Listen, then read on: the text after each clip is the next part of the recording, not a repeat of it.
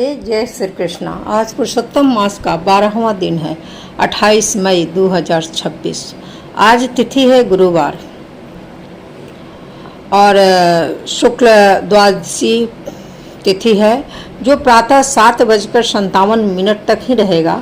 उसके बाद त्रयोदशी तिथि हो जाएगा। सूर्योदय होगा प्रातः 5:45 पर और सूर्यास्त होगा 7:02 पर। और ब्रह्म मुहूर्त है 4:09 से 4:57 पर। अभिजीत मुहूर्त है 11:57 से 12:50 तक। अमृत काल है रात्रि 12:54 से 2:40 तक। इस दिन प्रदोष व्रत है और पद्मिनी एकादशी का पारण द्वादशी तिथि में प्रातः करना शुभ माना जाता है। तो द्वादशी तिथि मैंने बताया प्रातः 7:57 पर। उसके बाद त्रयोदशी तिथि शुरू हो जाएगी, तो पारण 7:57 तक। तो आज मैं कथा सुनाऊंगी भागवतम की, श्री भागवतम की प्रथम स्कंद की ही कथा सुनाऊंगी। महारानी कुंती द्वारा प्रार्थना तथा महाराज परीक्षित की कैसे रक्षा होती है, उसकी कथा मैं आज सुनाने जा रही हूँ। इसके पहले मैंने सुनाया द्रोण पुत्र अश्वत्थामा को अर्जुन ने किस प्रकार दंडित किया था, वो मैंने कथा आज सुना दी। तो प्रथम स्कंद की कथा 8वें अध्याय तक हम लोग पहुँच चुके हैं।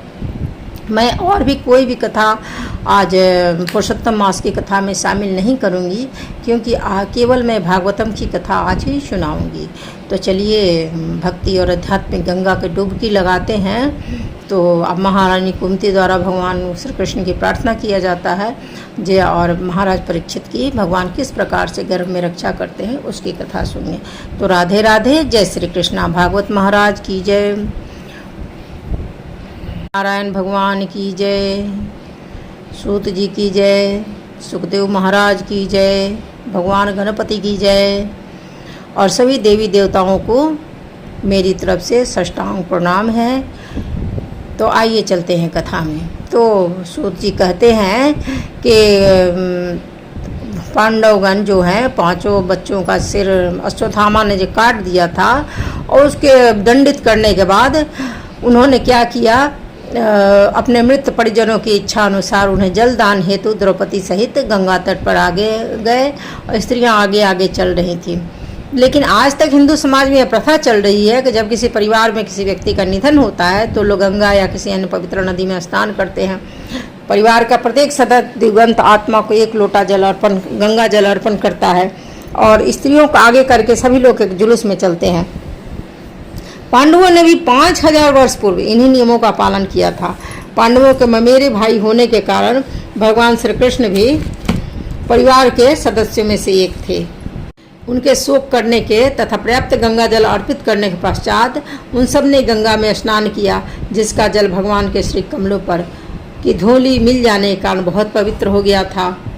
वहीं कुरुवंशियों के राजा युधिष्ठिर अपने छोटे भाइयों महाराज धृतराष्ट्र, गांधारी, कुंती तथा द्रौपदी सहित बैठ गए। वे सभी शोक से बहुत पीड़ित थे। भगवान श्री कृष्ण भी वहाँ थे। क्योंकि कुरुक्षेत्र का युद्ध पारिवारिक सदस्यों के बीच हुआ था, इससे जो लोग भी प्रभावित हुए थे वे सभी पारिवारिक ही सदस्य थे, जैसे कि महाराज युधिष्ठिर, उनके भाई कुंती, द्रौपदी, सुभद्रा, महाराज धृतराष्ट्र, गांधारी तथा उनकी बहुएं इत्यादि। सभी मृत व्यक्ति किसी न किसी प्रकार से नातेदार ही थे। पारिवारिक शोक संयुक्त रूप में था। भगवान श्री कृष्ण के भी ममेरे भाई, पांडवों के ममेरे भाई थे, और कुंती के भांजे थे, और सुभद्रा के भाई थे। अतएव श्री कृष्ण की भगवान की उन सब के प्रति समान सहानुभूति थी, इसलिए वे समयानुकूल उन सबको सांत्वना दिए। सर्वशक्तिमान के कठोर नियमों तथा जीवों पर उनकी प्रतिक्रियाओं का दृष्टांत देते हुए भगवान श्री कृष्ण तथा सभी मुनियों ने समस्त स्तब्ध शोकार्त जनों को ढाढ़स बनाया। प्रकृति के कठोर नियम भगवान के आदेशों के अधीन है, वे किसी जीव द्वारा बदले नहीं जा सकते। सभी जीव निरंतर सर्वशक्तिमान श्री भगवान के ही अधीन रहते हैं। धूर्त दुर्योधन तथा उसके दल ने छल करके अजात शत्रु युधिष्ठिर का राज्य हड़प लिया था। भगवत कृपा से वह फिर प्राप्त हो गया और जिन दुष्ट राजाओं ने दुर्योधन का साथ दिया था वे सब भगवान द्वारा मारे डाले गए। अन्य लोग भी मारे गए क्योंकि महारानी द्रौपदी के केसों को बेदर्दी से खींचने के कारण उनकी आयु छिन्न हो चुकी थी। तो कहने का मतलब है कि गौरवपूर्ण दिनों में जब कलयुग के आगमन के पूर्व ब्राह्मण, गाय, स्त्री, बालक तथा वृद्धजनों की समुचित रक्षा उस समय की जाती थी। ब्राह्मणों की रक्षा से आध्यात्मिक जीवन की प्राप्ति के लिए सर्वश्रेष्ठ वैज्ञानिक संस्कृति वर्णाश्रम का व्यवस्था होता था। गायों की रक्षा से भोजन का चमत्कारिक रूप से अर्थात जीवन के उच्च आदर्शों को समझने हेतु मस्तिष्क के सूक्ष्म तंतुओं का पोषण करने वाला दूध मिलता था।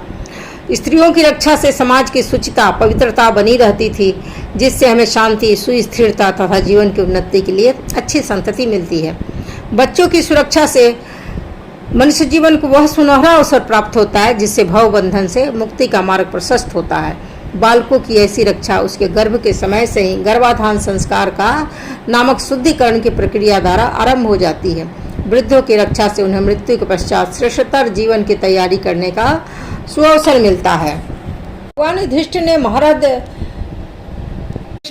युधिष्ठिर से 3 श्रेष्ठ अश्वमेध यज्ञ संपन्न कराए और इस प्रकार उनकी पवित्र ख्याति ऐसे 100 यज्ञ करने वाले इंद्र की तरह सभी दिशाओं में फैल गई। तो महाराज युधिष्ठिर को अजात शत्रु कहा जाता था। फिर भगवान श्री कृष्ण ने सत्यकी तथा उद्धव के साथ प्रस्थान की तैयारी की। उन्होंने सील, व्यासदेव आदि ब्राह्मणों से पूजित होने के पश्चात पांडु पुत्रों को आमंत्रित किया। श्री भगवान ने सभी का समुचित अभिवादन किया। जैसे ही ये द्वारिका जाने हेतु रथ पर सवार हुए, उन्होंने भयभीत उत्तरा को तेजी से अपनी ओर आते हुए देखा। उत्तरा बोलती हैं, पाहि पाहि महायोगिन देव देव जगतपते नान्यम तद्भयम पश्ये यत्र मित्रु परस्परम। यानी कि उत्तरा ने कहा, हे देवाधिदेव, हे ब्रह्मांड के स्वामी, आप सबसे महान योगी हैं, कृपया मेरी रक्षा करें, क्योंकि इस दैत्यपूर्ण जगत में मुझे मृत्यु के पास से बचाने वाला आपके अतिरिक्त अन्य कोई नहीं है। हे प्रभु, आप सर्वशक्तिमान हैं। एक दहकता हुआ लोहे का बाण मेरी ओर तेजी से आ रहा है। मेरे प्रभु, यदि आपकी इच्छा हो तो यह मुझे भले ही जला दे, लेकिन मेरे गर्भ को जलाकर गर्भपात न करे। हे प्रभु, कृपया मेरे पर इतना अनुग्रह किए। तो उत्तरा बोलती हैं, यह घटना उत्तरा के पति अभिमन्यु की मृत्यु के बाद की है। अभिमन्यु की विधवा पत्नी उत्तरा अपने पति का अनुसरण करती, लेकिन वह गर्भिणी थी और परम भगवत भक्त भगवान परीक्षित उनके गर्भ में थे, अतः उनकी रक्षा करना उनका परम धर्म था। माता के ऊपर बहुत बड़ा उत्तरदायित्व होता है कि वह शिशु को सभी प्रकार से रक्षा करे। अतः भगवान श्री कृष्ण के समक्ष अपनी बात कहने में उत्तरा लजाई नहीं। उत्तरा एक महान राजा की पुत्री और एक महान वीर की पत्नी और महान भक्त की शिष्या थी। बाद में वह एक श्रेष्ठ राजा की माँ भी बनी। वह सभी प्रकार से भाग्यशालिनी थी। तो सूत गोस्वामी ने कहा, उसके वचनों को धीरज के साथ सुनकर अपने भक्तों के प्रति सदैव अत्यंत भक्त वत्सल रहने वाले श्री भगवान कृष्ण समझ गए कि द्रोणाचार्य के पुत्र अश्वत्थामा ने पांडव वंश के अंतिम वंशज को समाप्त करने के लिए ही ब्रह्मास्त्र छोड़ा था। तो भगवान क्या है, सभी प्रकार से निष्पक्ष हैं। वे तो अपने भक्तों का पक्ष लेते हैं, क्योंकि प्रत्येक व्यक्ति के कल्याण के लिए इसकी नितांत आवश्यकता है। पांडव कुल भक्तों का परिवार था, अतः श्री भगवान चाहते थे कि विश्व के ऊपर शासन चलाएं। यही कारण था दुर्योधन दल के शासन को समाप्त करके उन्होंने महाराज युधिष्ठिर का शासन स्थापित किया। इसलिए वे गर्भ में स्थित महाराज परीक्षित की रक्षा करना चाह रहे थे। वे नहीं चाहते थे संसार पांडव कुल से विहीन हो जाए, जो भक्तों का आदर्श कुल था।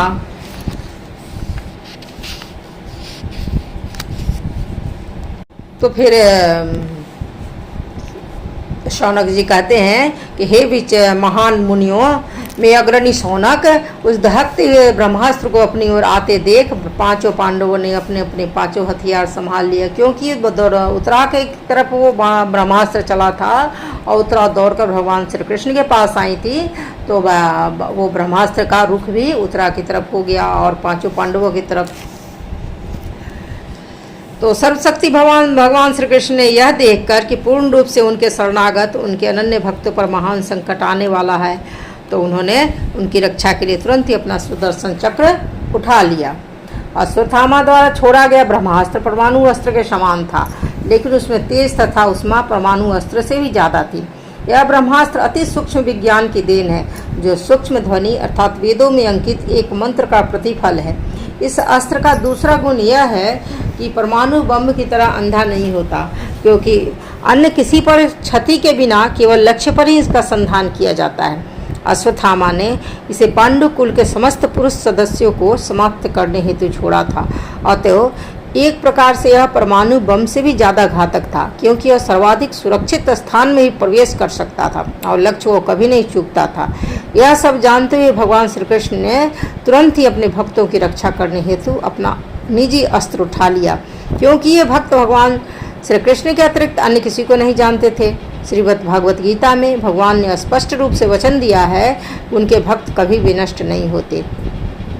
वे भक्तों द्वारा की गई भक्तिमय सेवा की मात्रा या गुण के आधार पर कार्रवाई करते हैं। यहाँ पर पांडवगण स्वयं महान योद्धा होते हुए भी श्री भगवान के संरक्षण पर 100% आश्रित थे, लेकिन श्री भगवान बड़े ही योद्धाओं की अपेक्षा करके क्षण भर में उनका विनाश कर देते हैं।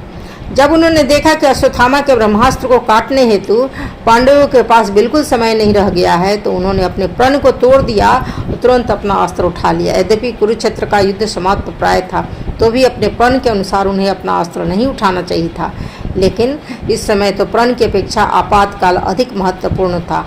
वे भगवत वत्सल के रूप में अधिक सुविख्यात हैं, अतः वे ऐसे सांसारिक आदर्शवादी नहीं बनना चाहते थे जो कभी अपना प्रण नहीं तोड़ते।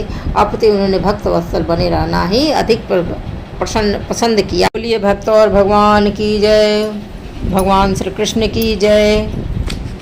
परम योगेश्वर भगवान श्री कृष्ण प्रत्येक व्यक्ति के हृदय में परमात्मा के रूप में निवास करते हैं। अतः कुरुश वंश की संतति की रक्षा करने हेतु उन्होंने उत्तरा के गर्भ को अपनी निजी शक्ति से आवृत कर दिया। उन्होंने परीक्षित को बचाने हेतु एक महाराज कुरु के वंश की रक्षा करने हेतु उन्होंने उत्तरा के गर्भ को सुदर्शन चक्र से आच्छादित कर दिया। महाराज पांडु भी कुरु के ही वंशज थे। इस प्रकार महाराज धृतराष्ट्र तथा महाराज पांडु दोनों के ही पुत्र महाराज कुरु के वंशज थे, अतः दोनों ही सामान्य रूप से कुरु कहलाते थे। लेकिन जब दोनों परिवारों में मनमुटाव हुआ तो महाराज धृतराष्ट्र के पुत्र कुरु कहलाए और पांडु के पुत्र पांडव कहलाए। चूँकि कुरुक्षेत्र का युद्ध में महाराज धृतराष्ट्र के सभी पुत्र तथा पौत्र मारे जा चुके थे, इस वंश का अंतिम पुत्र कुरुपुत्र के नाम से ही भी अभी चिन्हित किया गया है। तो फिर सूत जी बोलते हैं, हे सौनक, यद्यपि अश्वत्थामा द्वारा छोड़ा गया परम ब्रह्मास्त्र अमोघ था और उसका निवारण नहीं हो सकता था, लेकिन भगवान श्री विष्णु श्री कृष्ण के तेज के समक्ष वह निष्क्रिय हो गया और व्यर्थ हो जाता है। हे ब्राह्मणों, इसे कठिन तथा अच्युत श्री भगवान के कार्यकलापों विशेष आश्चर्यजनक नहीं सोचना चाहिए। वे अपने दिव्य शक्ति से समस्त भौतिक वस्तुओं का सृजन, पालन तथा संहार करते हैं, क्योंकि वे स्वयं अजन्मा है। इस प्रकार ब्रह्मास्त्र के विकर्ण से बचकर श्री भगवान की भक्त सती कुंती अपने 5 पुत्रों और द्रौपदी के साथ श्री कृष्ण को, जो घर के लिए प्रस्थान करने को उद्धत थे, इस प्रकार संबोधित कहती हैं वे। श्री कुंती ने कहा, हे श्री कृष्ण, मैं आपको नमस्कार करती हूँ, क्योंकि आप ही आदि पुरुष हैं और इस भौतिक जगत के गुणों से निर्लिप्त रहते हैं। आप समस्त वस्तुओं के अंदर तथा बाहर स्थित रहते हुए भी सबके लिए अदृश्य हैं। क्योंकि कुंती को भली भांति पता था कि भगवान श्री कृष्ण आदि भगवान हैं, भले ही वे उसके भतीजे लगते थे, अतः उन्होंने उन्हें आदि पुरुष के रूप में संबोधित किया, जो भौतिक जगत से पड़े सारे जीवों के भी दिव्य हैं, लेकिन वे न तो आदि हैं न अच्युत। जीव भौतिक प्रकृति के चंगुल में पड़कर नीचे गिर सकते हैं, लेकिन श्री भगवान कभी ऐसे नहीं हैं।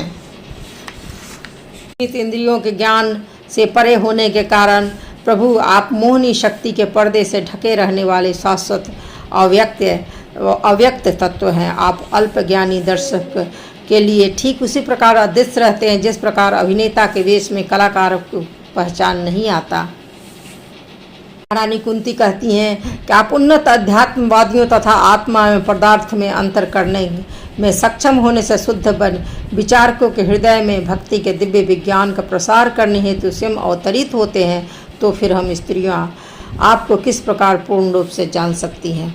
अतः मैं उन भगवान को सादर नमस्कार करती हूँ जो वसुदेव के पुत्र हैं, देवकी के लाडले हैं, नंद और वृंदावन के अन्य ग्वालों के लाल हैं एवं गौओं तथा इंद्रियों के प्राण बनकर आए हैं, जिनके उदर के मध्य में कमल पुष्प के सदृश नाभि है, जो सदैव कमल पुष्प की माला से शोभायमान है, जिनकी चितवन कमल पुष्प के समान शीतल है और जिनके चरणों में कमल अंकित है। हे प्रभु, मैं आपको सादर प्रणाम करती हूँ। हे हरिकेश, हे इंद्रियों के स्वामी तथा देवों के देव, आपने दीर्घ काल तक बंदनी बनाई गई कुछ और दुष्ट राजा कंस के द्वारा सताई गई अपनी माता देवकी को तथा अनवरत विपत्तियों से घिरे हुए मेरे पुत्रों सहित मुझको मुक्त किया है। हे श्री कृष्ण, आपने हमें विषाक्त भोजन से, भीषण अग्नि से, नरभक्षियों से, दुष्ट सभा से और वनवास काल के कष्टों से तथा महारथियों द्वारा लड़े गए युद्ध से बचाया है, और अब आपने हमें अश्वत्थामा के अस्त्रों से भी बचा लिया है। मैं चाहती हूँ ये सभी विपत्तियाँ बारंबार आएँ। महारानी कुंती बोलती हैं कि ये विपत्तियाँ बारंबार आएँ, जिससे हम आपका दर्शन पुनः पुनः कर सकें, क्योंकि आपके दर्शन का अर्थ यह है कि हमें बारंबार होने वाले जन्म तथा मृत्यु को देखना नहीं होगा। हे प्रभु, आप सरलता से प्राप्त होने वाले हैं, लेकिन केवल भौतिक दृष्टि से अकिंचन मनुष्यों द्वारा जो सम्मानित कुल, महान ऐश्वर्य, उच्च शिक्षा तथा शारीरिक सौंदर्य के द्वारा भौतिक प्रगति के पथ पर बढ़ने के प्रयास में लगे रहते हैं, वह आप तक एक निष्ठ भाव में नहीं पहुंच पाते। मैं आपको नमस्कार करती हूँ। जिन निर्धनों के धन हैं, आपको प्रकृति के भौतिक गुणों की क्रियाओं प्रतिक्रियाओं से कोई सरोकार नहीं है। आप आत्मतुष्ट हैं, अतएव आप परम शांत तथा अद्वैतवादियों के स्वामी हैं। हे भगवान, मैं आपको शाश्वत समय, परम नियंता, आदि अंत से रहित तथा सर्वव्यापक मानती हूँ। आप सब पर समान रूप से दया दिखलाते हैं। जीवों में जो पारस्परिक कलह है वह सामाजिक संसर्ग के कारण है। हे प्रभु, आपकी दिव्य लीलाओं को कोई नहीं समझ सकता, क्योंकि वे मानवीय प्रतीत होते हैं और इसका कारण भ्रामक है। न तो आपका कोई विशेष कृपा पात्र है, न ही कोई आपका प्रिय है। यह केवल मनुष्यों की कल्पना ही है कि आप पक्षपात करते हैं। हे विश्वात्मा, यह सचमुच की आश्चर्यजनक विडंबना है कि आप निष्क्रिय रहते हुए भी कर्म करते हैं और प्राण शक्ति रूप तथा अजन्मा होकर भी जन्म लेते हैं। आप स्वयं पशुओं, मनुष्यों, ऋषियों तथा जलचरों के मध्य अवतरित होते हैं। सचमुच यह विस्मयकारी है। हे कृष्ण, जब आपने कोई शरारत की थी तब यशोदा ने जैसे ही आपको बांधने हेतु रस्सी उठाई तो आपकी व्याकुल आंखें आंसुओं से डबडबा गईं, जिससे आपकी आंखों का काजल खुल गया। यद्यपि आपसे साक्षात काल भी भयभीत रहता है, फिर भी आप भयभीत हुए। यह दृश्य मुझे मोहग्रस्त करने वाला है। कुछ कहते हैं कि अजन्मा का जन्म पुण्यात्मा राजाओं के कृत्य का विस्तार करने हेतु हुआ है, और कुछ कहते हैं कि उन्होंने आपके सबसे प्रिय भक्तों में से एक राजा यदु को प्रसन्न करने हेतु जन्म लिया। आप उनके कुल में उसी प्रकार प्रकट हुए जिस प्रकार मलय पर्वत में चंदन होता है। कुछ लोग कहते हैं कि चूंकि वासुदेव तथा देवकी दोनों ने आपके लिए प्रार्थना की थी, अतएव आप उनके पुत्र रूप में जन्मे। निसंदेह आप अजन्मा हैं, फिर भी आप देवताओं का कल्याण करने तथा उनसे ईर्ष्या करने वाले असुरों को मारने हेतु जन्म लेते हैं। दूसरे कहते हैं जब यह संसार भार से बोझिल समुद्री नाव की तरह अत्यधिक पीड़ित हो उठा, तब आपके पुत्र ब्रह्मा ने प्रार्थना की तो आप कष्ट का शमन करने हेतु अवतरित हुए। तथा कुछ कहते हैं कि आप श्रवण, स्मरण, पूजन आदि रूपी भक्ति को पुनः जागृत करने हेतु प्रकट हुए हैं, जिससे भौतिक कष्टों को भोगने वाले जीव इसका लाभ उठाकर मुक्ति को प्राप्त कर सकें।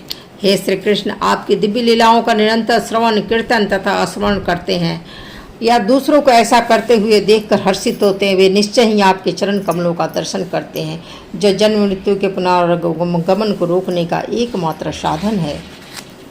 हे प्रभु, आपने समस्त कर्तव्य स्वयं पूरे किए हैं। आज जब हम आपकी कृपा पर पूर्ण रूपेण आश्रित हैं और जब हमारा को और कोई रक्षक नहीं है और जब समस्त राजाओं हमसे शत्रुता किए हुए हैं, तो क्या आप हमें छोड़कर चले जाएंगे? जिस प्रकार आत्मा के सदृश अदृश्य होते ही शरीर का नाम तथा यश समाप्त हो जाता है, उसी प्रकार यदि आप हमारे ऊपर कृपा दृष्टि नहीं करेंगे तो पांडवों तथा यदुओं सहित हमारा यश तथा हमारी गतिविधियां तुरंत ही नष्ट हो जाएंगी। कुंती को पूर्ण रूप से ज्ञात है कि पांडवों का अस्तित्व एकमात्र भगवान श्री कृष्ण के कारण है। निसंदेह पांडव अपने नाम तथा ख्याति में पूर्ण रूप से प्रतिष्ठित हैं और महात्मा युधिष्ठिर द्वारा उनकी मार्गदर्शन हो रहा है। निसंदेह यदुगण घनिष्ठ मित्र थे, लेकिन भगवान श्री कृष्ण के मार्गदर्शन के बिना उन सबका कोई अस्तित्व ही नहीं था। जिस प्रकार चेतना के बिना शरीर की सभी इंद्रियां व्यर्थ रहती हैं, किसी को भी परमेश्वर के कृपा द्वारा मार्गदर्शन प्राप्त किए बिना अपने प्रतिष्ठा, शक्ति तथा यश का गर्व नहीं होना चाहिए। जीव सदैव आश्रित है और अंतिम आश्रयदाता श्री भगवान स्वयं ही है। अतः भले ही हम अपने भौतिक ज्ञान की उन्नति के द्वारा कितने ही भौतिक साधन रूपी उपचार क्यों न जुटा लें, लेकिन श्री भगवान के मार्गदर्शन के बिना ऐसे सभी आविष्कार चाहे वे कितने ही प्रबल एवं प्रभावशाली क्यों न हो, निष्फल हो जाते हैं। हे गदाधर श्री कृष्ण, इस समय हमारे राज्य में आपके चरण चिन्हों की छाप पड़ी हुई है और इसके कारण यह सुंदर लगता है, लेकिन आपके चले जाने पर ऐसा नहीं रह जाएगा। श्री भगवान के चरणों में कुछ विशिष्ट चिन्ह होते हैं जिसके कारण वे अन्य व्यक्तियों से भिन्न हैं। भगवान श्री कृष्ण के चरण तल में ध्वजा, वज्र, अंकुश, छत्र, कमल, चक्र आदि बने रहते हैं। जहाँ जहाँ भगवान चलते हैं वहाँ के नरम भूमि पर की रज पर ये चिन्ह एकत्रित अंकित होते जाते हैं। अतः जब भगवान श्री कृष्ण पांडवों के साथ रह रहे थे तो हस्तिनापुर की भूमि इस प्रकार अंकित हो गई थी और इन शुभ चिन्हों के कारण पांडवों का राज्य फल फूल रहा था। कुंती देवी ने विशिष्ट लक्षणों की ओर संकेत किया कि और वे श्री भगवान की अनुपस्थिति में दुर्भाग्य के प्रति आतुर थी। आज की कथा यहीं पर। भागवत भगवान के जय। राधे राधे। जय श्री कृष्ण। तो भक्तों, अगर आप लोगों को ये कथा पसंद आ रही हो तो कृपया लाइक करें, सब्सक्राइब करें, और ताकि मैं और भी आगे कथा सुनाने में मेरा मोटिवेशन बना रहे। आप सबों को कथा सुनने के लिए धन्यवाद। राधे राधे। जय श्री कृष्ण। फिर कल मिलते हैं।